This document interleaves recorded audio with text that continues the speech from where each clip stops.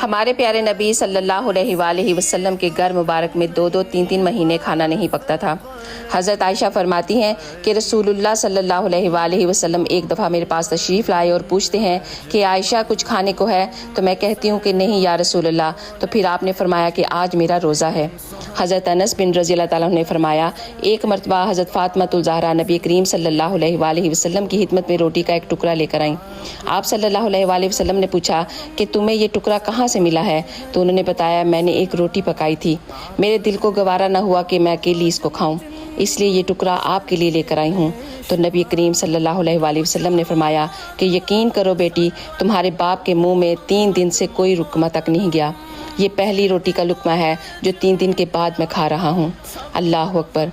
हज़रत सैयदना आयशा बताती हैं कि आले रसूल ने किसी भी दिन 2 वक्त खाना नहीं खाया।